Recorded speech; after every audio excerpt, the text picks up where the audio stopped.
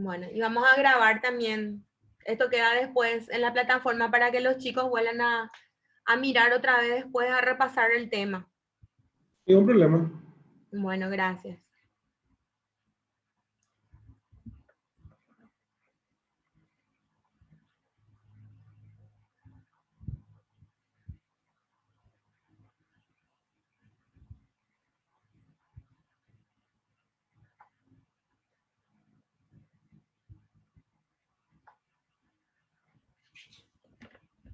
Y ahí en tu dirección, Roberto, tuviste varios con COVID, ¿verdad? ¿O no? ¿O solamente con aislamiento? Sí, con aislamiento, algunos tres, a ver, cuatro en total tuvimos, incluyéndome a mí, ¿verdad? Sí, por Cuatro. aislamiento. Sí, pero gracias a Dios ninguno le contagiamos a otro. Sí, Raramente ninguno nos contagiamos acá y tampoco ninguno les sí, contagiamos a otro por las cuadrillas que armamos. y sí. Aparte son Sí, pocos también ustedes, ¿verdad? sí, y venimos rotativa, en forma rotativa, ¿verdad? Y Sí. sí, y hay que Y mantener únicamente eso. separamos los escritorios con las Sí, medidas de seguridad, todo lo que pudimos. Acá, gracias a Dios, nadie se contagió. sí, qué bueno. Yo sí te conté que estuve con COVID, ¿verdad? Hay Sí. alumnos que estuvieron también con COVID, acá mi hija también. De hecho que mi hija fue la que trajo del canal 9. Es que es difícil ahí con mucha gente también. Sí, y ahora están varios periodistas con el COVID, o sea, su entorno están ahora, hay de vuelta un rebrote. Pero ya, como me decía mi doctora, esto ya va a ser algo que ya se va a ir generalizando. El único problema es que todavía no tenemos vacuna Así es, y así hay es. que tomar nomás los cuidados. Yo creo que mínimo otros 6 meses más con el mismo estilo de cuidado y de cuadrillas y de clases por Zoom y todo eso. Sí, posiblemente así va a ser ya nuestro Y sí, estilo por un buen tiempo. un tiempo todavía. Y Sí, bueno, vamos a empezar y mientras se van acoplando los chicos, ¿sí? dale, voy a Bueno, compartir. ¿Qué les bueno. parece? Y te quiero presentar oficialmente. Ok. Buenas tardes, queridos alumnos. Hoy vamos a desarrollar el último tema de nuestras clases de comercio internacional y tenemos un invitado especial. Él es el señor Roberto Mernes, es economista. Él es el director de integración del Ministerio de Hacienda, que depende de la Subsecretaría de Economía, y es un colega muy preparado en la materia que estamos nosotros estudiando, por eso justamente quisimos tener el privilegio de contar con tu expertise, Roberto, y te agradecemos desde ya por tu tiempo y por la oportunidad que vamos a tener de aprender un poco más de vos también y de tu experiencia. Y bueno, y dejarte ya entonces a cargo de la presentación, ya te di para compartir Ok. y sobre todo darte las gracias por tu tiempo y por compartir de tu experiencia en la materia.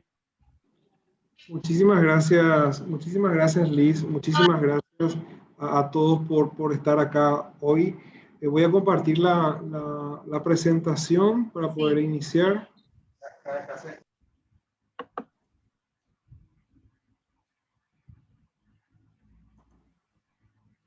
Ahí se ve, ¿verdad? Sí, súper bien. Voy a poner mi cronómetro, va a ser breve, voy a poner mi cronómetro de todas maneras por ahí para que no me pase mucho el tiempo. Bueno, Bueno, este tema es realmente apasionante. Necesitaba que me pida a alguien para poder comentar porque realmente es conocido para muchos. Sin embargo, es un tema que día a día lo vivimos internamente y le voy a explicar por qué. La negociación es un tema constante de nuestro comportamiento y aunque no creamos, negociamos permanentemente. Al levantarnos negociamos con nosotros mismos qué desayunar, qué ropa ponernos, qué opciones de camino tomar para ir al trabajo. Negociamos con nuestras esposas, con nuestro esposo, negociamos con nuestros hijos, con nuestros jefes, con nuestros colaboradores. La negociación forma parte de nuestras vidas y desde el chiquito, desde el niño más pequeño, negocia también con sus padres, aún antes de hablar. Es decir, la negociación forma parte de nuestro ADN y está ahí todos los días, en cada momento, y por eso es demasiado importante. Una vez entendido ese proceso de decisión que tomamos, vamos a ir avanzando un poquito en ver en qué consiste la negociación propiamente dicha, ¿verdad? La negociación implica concertación de opiniones, concertación de posiciones entre dos partes que están intercambiando pareceres. Estas partes buscan beneficios de tal manera a llegar a un consenso, un acuerdo. Permanentemente se busca esto entre dos partes, ¿verdad? Obviamente, como resultado de esa negociación se afianza la relación entre las partes. Voy a decir parte todavía porque realmente estamos hablando del concepto general de negociación, ¿verdad?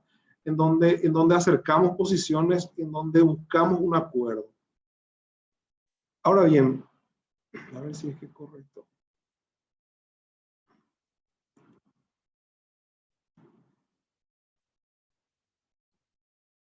Vamos de a poquito a ver lo que es la negociación internacional.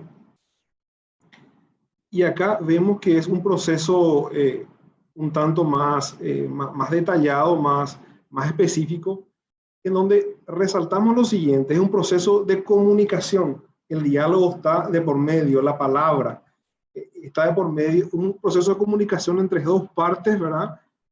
Con el objetivo de llegar a un acuerdo. Partimos de necesidades, de requerimientos particulares, de ideas diferentes, pero buscamos llegar a un acuerdo sobre un tema específico. Lo que las personas buscan es acercar posiciones. Posiciones significa entre lo que yo quiero, lo que yo pretendo y lo que la contraparte, la otra parte pretende, ¿verdad? Entonces se busca ese acercamiento. Ese acercamiento permite crear algo concreto, permite acordar algo específico, en donde como resultado de ese proceso negociador, las partes van a estar mejor que antes. La idea es negociar para estar mejor. Uno no negocia para estar peor, negocia para estar mejor, para generar beneficios, para generar oportunidades, ¿verdad? Cuando esa negociación se hace entre los países, se lo llama justamente negociación internacional, ¿verdad? Entonces, de esa negociación pequeña que lo hacemos diariamente con nosotros mismos, con nuestro entorno, a nivel nacional, esto se vuelve internacional cuando son los países que negocian intereses.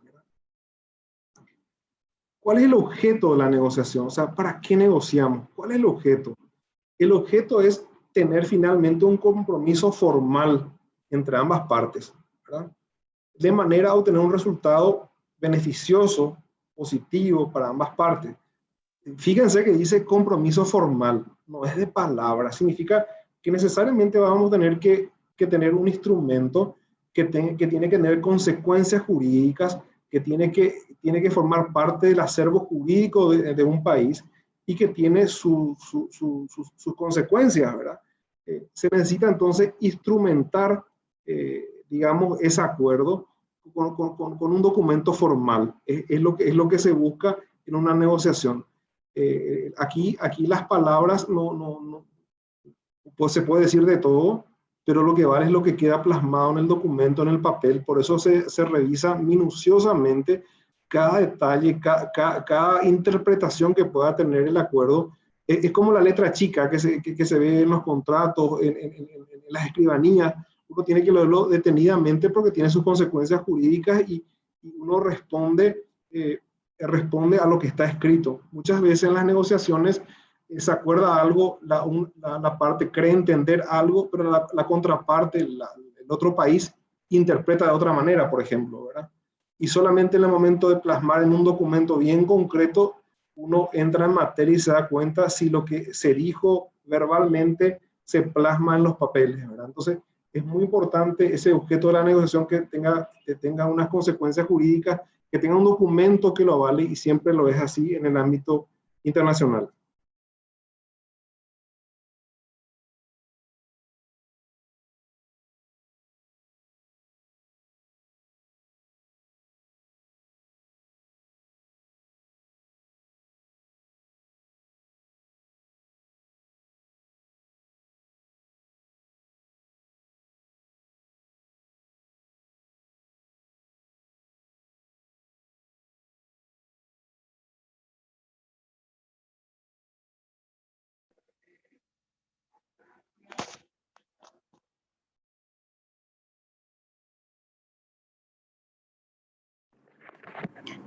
Disculpen, ¿ustedes le escuchan al disertante? No, justo iba a consultar. No, yo ahora pregunté en el grupo. Hola. Ahora no se le escucha. Espérame que vamos a ver qué pasó.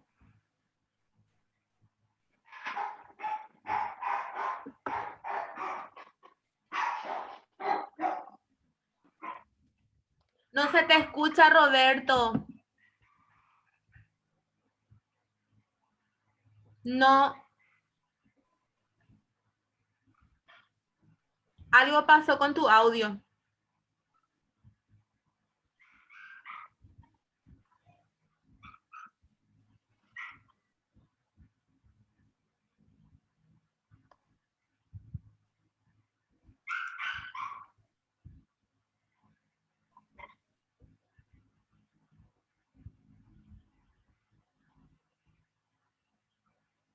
Ahí está conectando. Hola.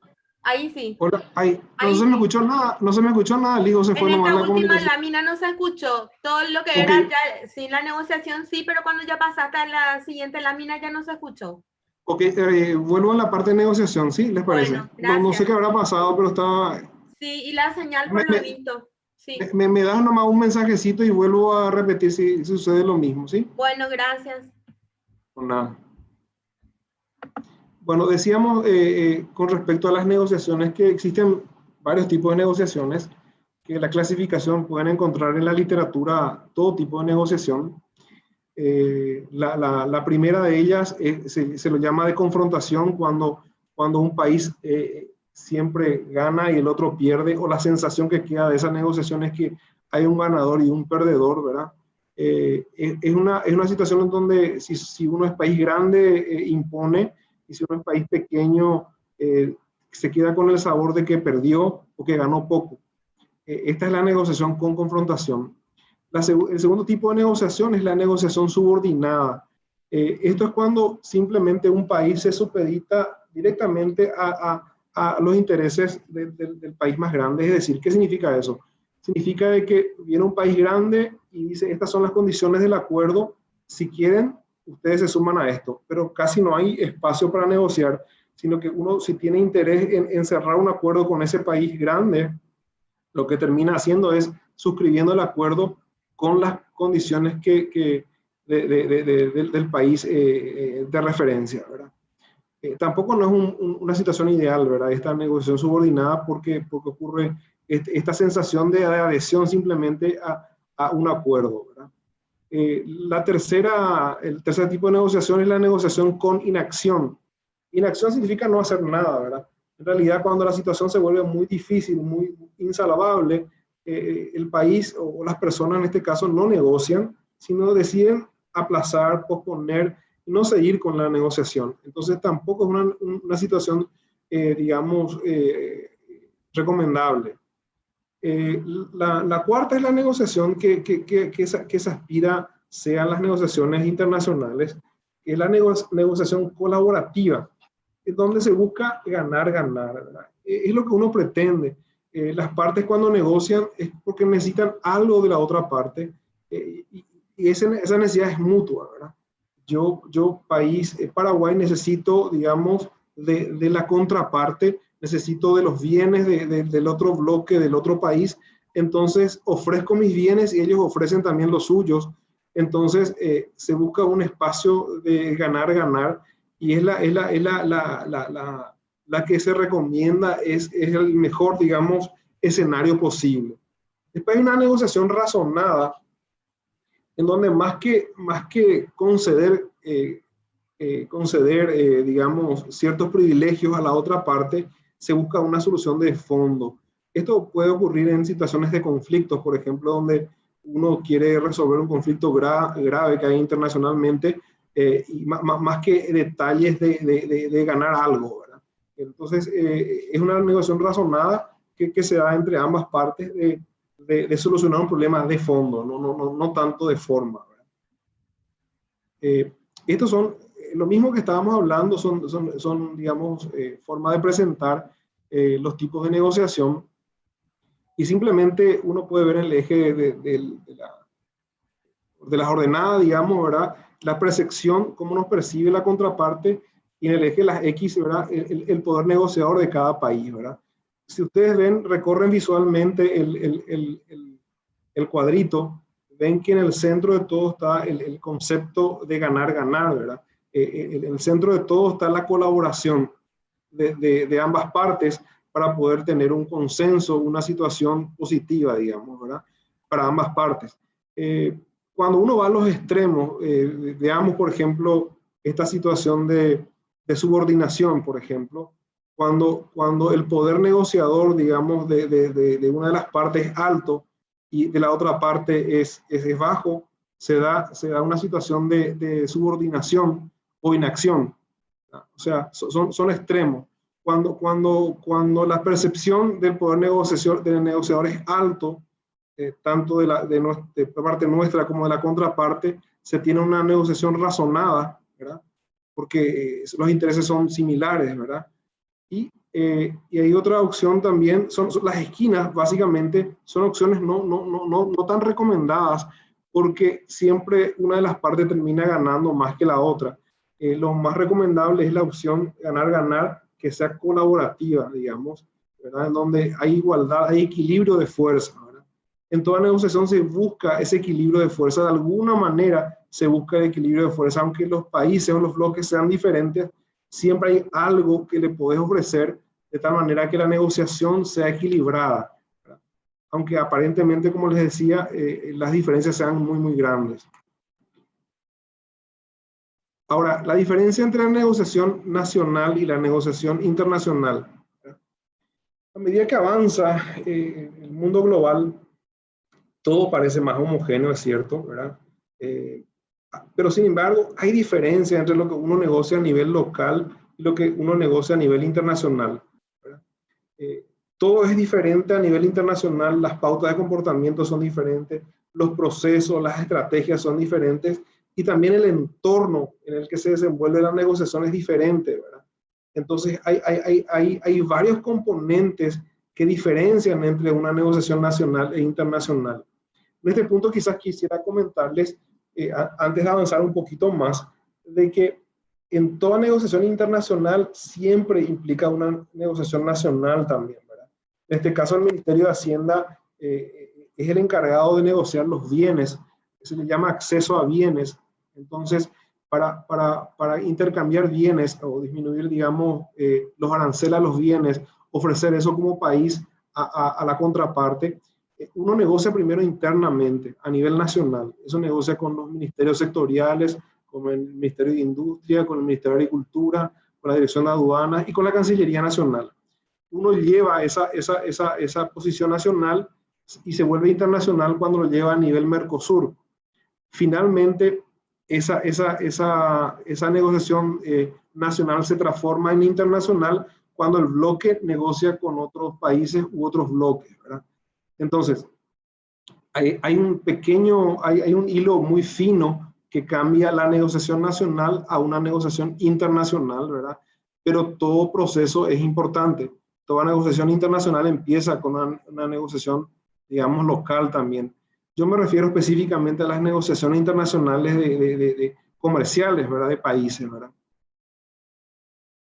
Ahora bien, decíamos que el entorno es lo diferente, ¿verdad? Vemos que hay un entorno político diferente cuando uno negocia a nivel internacional.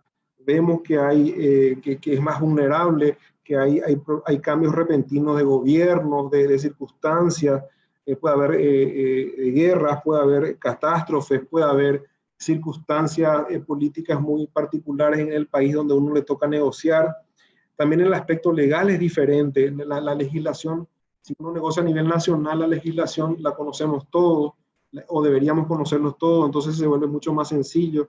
Cuando uno negocia con un país extranjero, tiene toda una disposición legal, tiene un sistema muy diferente que al nuestro, tienen divisiones federales, provinciales, municipales, es decir, hay un complejo mundo legal muy diferente al nuestro que tenemos que compatibilizar. Entonces el entorno político es diferente, el entorno legal es diferente, el entorno económico también es diferente entre una negociación nacional e internacional.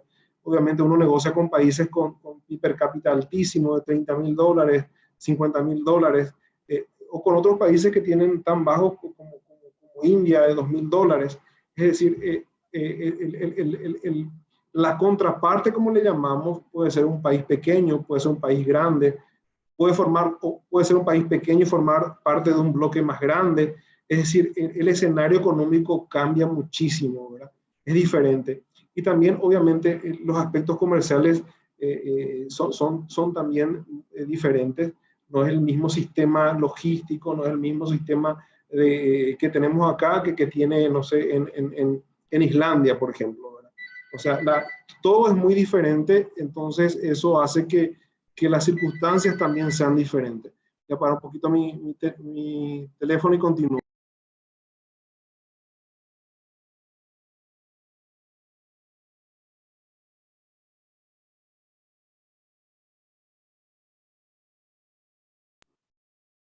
Bueno, como les decía, entonces, con la disculpa del caso, como les decía, este entorno hace que las negociaciones sean realmente muy diferentes, y yo quería traerle algo más práctico para que ustedes puedan visualizar lo que les estoy diciendo. Cuando preparaba estas clases decía, ¿qué les puedo mostrar para que se den cuenta un poquito los compañeros, los alumnos o ustedes de qué me estoy refiriendo, a qué me estoy refiriendo? Porque a veces la teoría es linda, pero hay que ver qué pasa en la práctica, ¿verdad? Y recuerdo, y acá les paso la siguiente lámina. Esta es una negociación real, ¿verdad? El 14 al 18 de octubre se realizaba en Beirut, en la República Libanesa, una negociación. Los que están digamos, mirando de frente a la presentación a la izquierda son libaneses, y a la derecha, digamos, son representantes de Mercosur. Esta es una mesa de negociación, digamos, de jefes negociadores. Es importante tener en cuenta que realmente la negociación es muy compleja. Acá estaban los jefes. En una negociación es mucho más compleja porque hay entre 15 y 20, se le llama capítulos, son grupos de trabajo otra vez. Nosotros como Ministerio de Hacienda estamos en el grupo que nosotros consideramos uno de los más importantes, si no es el más importante, que tiene que ver con bienes, que es el acceso a los bienes, para que los bienes paraguayos accedan al exterior y los bienes extranjeros puedan acceder a nuestro país con un cierto nivel de aranceles, ¿verdad? Es el caracú, digamos, de la negociación en la parte de bienes. Hay otros capítulos también muy importantes que en este momento no les voy a citar, pero que hacen a la negociación completa. Entonces, ¿qué pasaba? En este momento estaban en la semana de octubre del 2019. Nosotros no pudimos participar porque ya teníamos restricciones presupuestarias, era pre-COVID, pero ya había restricciones presupuestarias, no pudimos ir. Estábamos asistiendo a los colegas de Cancillería a la distancia, pasándole la información y nuestro parecer técnico. Cuando repentinamente, estando en esa reunión, reciben la noticia de que había bullicio en las calles, de que algo estaba pasando.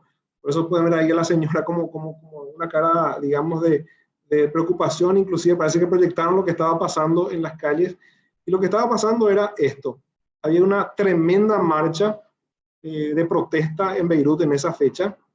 La negociación tuvo que suspenderse abruptamente. En plena negociación se tuvo que suspender porque realmente la cosa pintaba muy fea.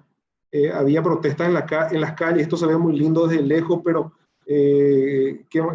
quemaban de todo, interrumpían el tráfico.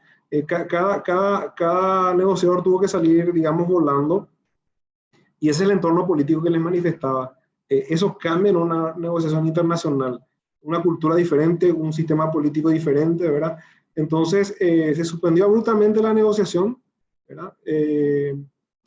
Recién se retomó el mes pasado, o a inicio de este mes, retomamos, ya lo hicimos en forma virtual, ahí ya participó el Ministerio de Hacienda, ya no hubo esa limitación, digamos, de participación, porque ir hasta esas tierras también tiene su costo, ¿verdad? Entonces, eso. Y les doy un último dato. Esta manifestación simplemente surgió porque el gobierno estaba en crisis y quisieron poner un impuesto a las llamadas por WhatsApp. Un impuesto a las llamadas por WhatsApp, eso generó que los jóvenes y la gran población se manifestara y empezó una cadena de protestas hasta que tuvo que dimitir el primer ministro libanés. Entonces, el entorno político es importante, el entorno económico es importante, el entorno comercial y el entorno legal que afecta a las negociaciones. Ahora, también en las negociaciones internacionales hay unos elementos culturales en la negociación, ¿verdad? Ustedes ya pudieron comprobar con los que les comenté de que es un entorno diferente necesariamente, ¿verdad? Y ese entorno se vuelve mucho más diferente cuando uno va a países, no sé, de la India o Egipto o el Líbano, como en este caso. Entonces, todo es mucho más diferente, la cultura es diferente, ¿verdad? Entonces también en ese intercambio de miradas, digamos, entre una parte y la otra parte, hay, digamos, estereotipos, ¿verdad? Hay prejuicios, ¿verdad?, que uno tiene por ser de otra nacionalidad. Por ejemplo, ¿a qué me refiero a eso? No sé, en una relación con los alemanes, uno esperaría que los alemanes sean más fríos, más calculadores, mucho más cumplidores con el horario, ¿verdad? Al igual que los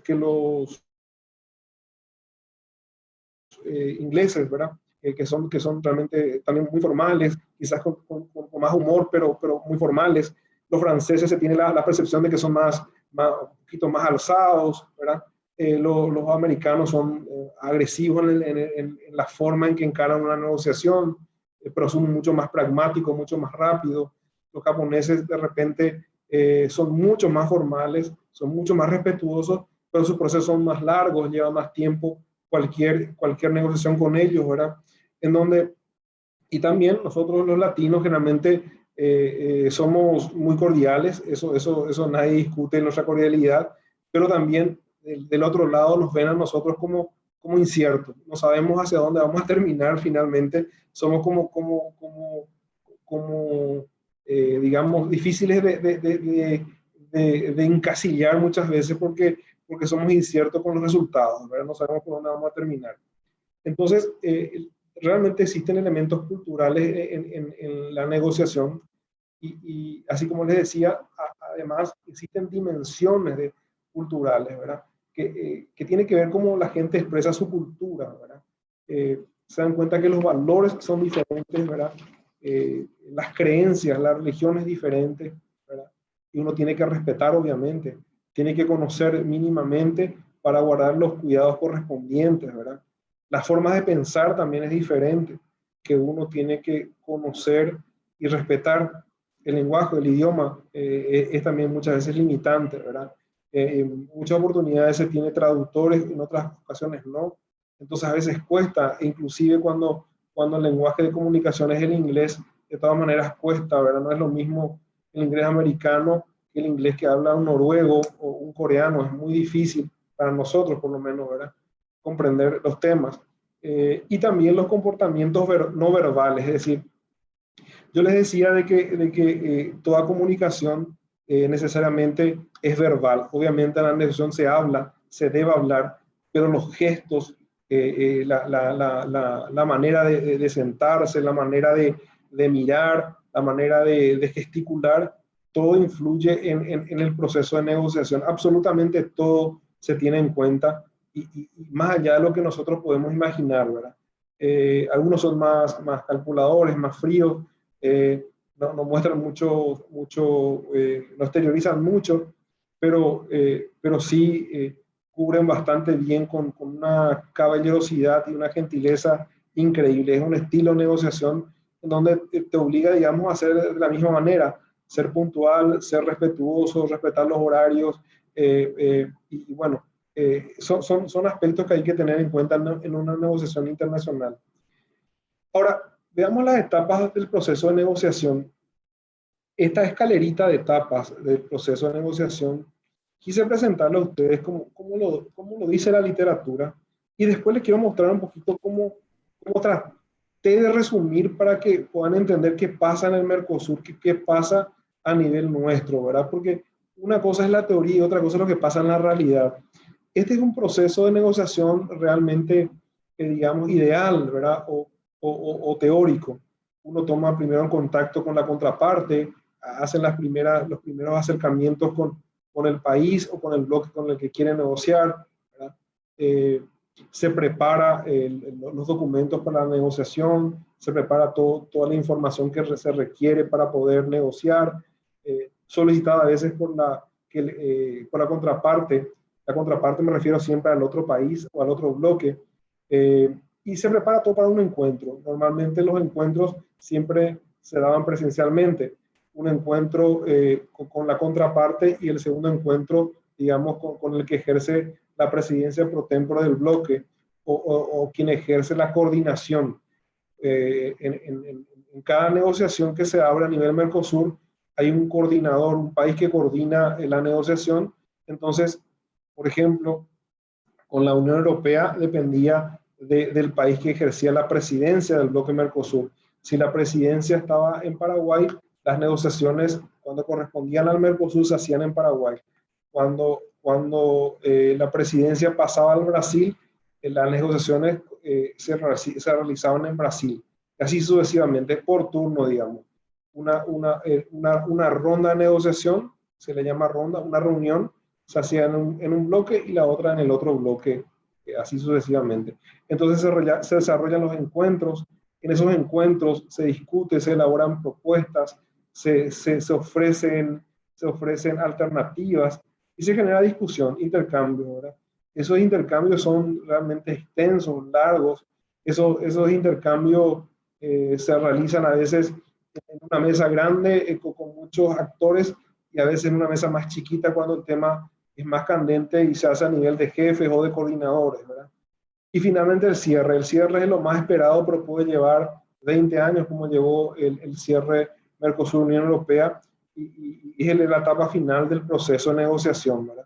Esto es para mostrarle un poquito digamos, el proceso teórico de cómo se da y quiero compartirles a ustedes cómo traté de plasmar lo que se ve en el Mercosur.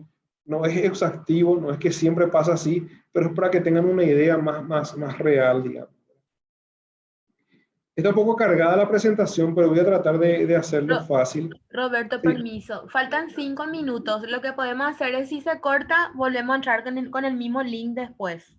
Sin problema, sin problema. Bueno, gracias. Exactamente. Dale. Esta es la secuencia, ¿verdad?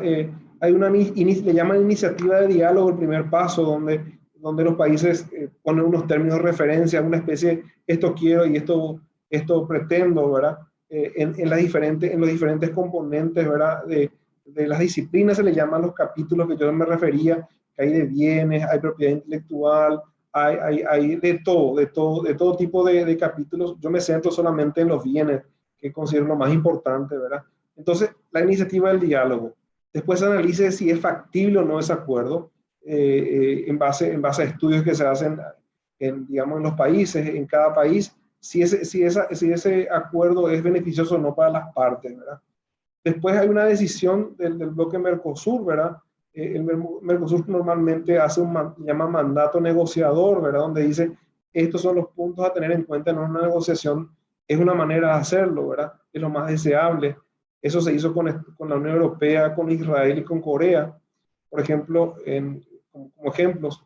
Pero en el caso de Singapur, no hay una decisión del Mercosur, simplemente se negocia, digamos, con lo que se discute a nivel técnico, digamos, ¿verdad? No hay un documento que respalde esa negociación propiamente dicha. Llegamos a las rondas de negociaciones. Las rondas de negociaciones son las reuniones que se llevan a cabo para concretar una reunión. No hay un número de rondas definidas. El caso de la Unión Europea, como les dije, llevó 20 años. Y en el caso de Mercosur-Palestina, en una sola reunión se resolvió y se cerró. Se supone que aquellos que llevan más tiempo porque son negociaciones más complejas y aquellos que llevan menos tiempo porque son negociaciones más sencillas, ¿verdad? La firma del acuerdo ya es cuando concluye las negociaciones, se firma el acuerdo. Nosotros justamente estamos todavía pendientes de firmar el acuerdo. Se cerró el acuerdo con la Unión Europea y con EFTA, pero falta la firma, ¿verdad? Y para la firma lleva un tiempo importante nuevamente porque se ve aspectos jurídicos que llevan muchísimo tiempo. Se traduce a los, no sé, 20 idiomas de la Unión Europea y a los idiomas oficiales de Mercosur, entonces lleva mucho tiempo. Y después está la entrada en vigencia del acuerdo. Ese documento se firma cada país, como no hay no hay una instancia superior al gobierno, cada país debe de internalizar, se le llama, debe hacerlo ley en su país el acuerdo para que entre en vigencia. No sé cuánto nos queda, voy a avanzar mientras tanto.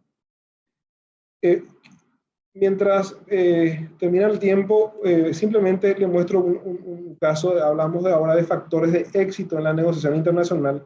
Esta fue una foto real también de cuando se cerró la negociación con EFTA, que son los países que están fuera de la Unión Europea, pero son países muy importantes: Suiza, Noruega, Islandia y Liechtenstein, que son negociaciones complementarias a la Unión Europea. Se cerró, esto fue en el Palacio San Martín, y existen muchos aspectos a tener en cuenta para que una negociación tenga éxito. No hay una receta única, pero sí hay algunos condimentos que podemos tener en cuenta, ¿verdad?